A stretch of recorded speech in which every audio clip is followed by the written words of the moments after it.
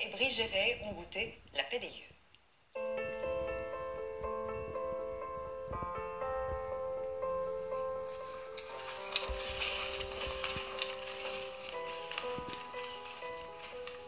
Il en a pourtant l'air, mais José n'est pas un guide de haute montagne.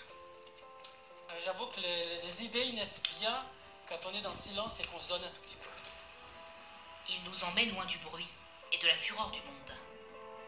Après 3 heures d'ascension, nous voici à 2500 mètres d'altitude. On se dit qu'aucun homme ne peut vivre ici.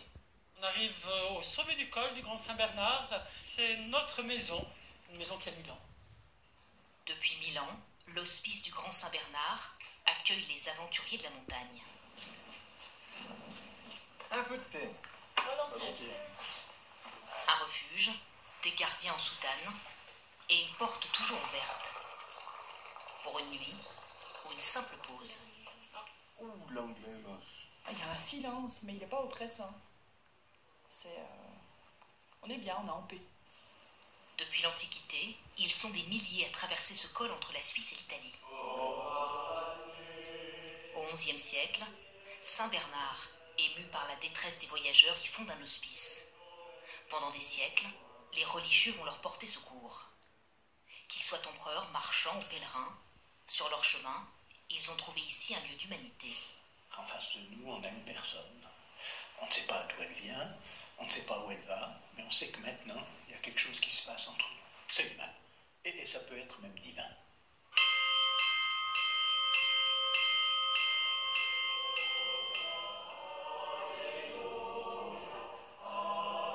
Cinq chanoines assurent encore l'hospitalité toute l'année.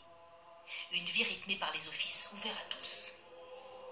Qu'importe sa religion, ses croyances, des hommes et des femmes viennent ici chercher le repos de l'âme. J'ai beau revenir régulièrement, on s'en lasse pas. C'est toujours aussi beau, c'est toujours nouveau et ça permet de se renouveler. En tout cas, moi, c'est pour ça que j'aime ce lieu. Et pour accueillir 10 000 visiteurs par an, aux côtés des religieux, il y a des bénévoles et des salariés comme Christina. Elle vit là depuis 3 ans. Je descends 1 à 2 fois par mois dans ma famille. Et voilà, tout le monde a dû un petit peu s'adapter à cette situation. Il y a un dicton qui dit que si le corps n'est pas bien nourri, l'esprit ne fonctionne pas. Santé! Savourer les plaisirs terrestres, cela fait aussi partie de la vie de la communauté.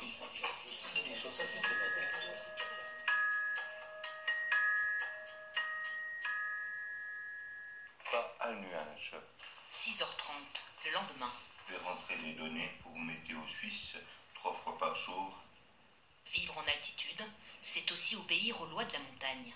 Les avalanches peuvent parfois couper l'hospice du reste du monde pendant des jours. Nous avons aussi des réserves de confiture et de lait. C'est Dame Nature qui décide. C'est pas... Nous, on est là en tant que spectateurs. La route est fermée d'octobre à juin, alors on se déplace à ski. De quoi forger le corps et l'esprit. Il y a 2 saisons. L'hiver d'avant et l'hiver d'après. Et je crois que la grande chance dans une vie, c'est d'avoir des lieux pour écouter et être sensible à ce qui n'est pas décidé à l'avance. C'est un espace de liberté en fait. Tant que cet hospice offre un espace à l'humain pour qu'il soit plus humain,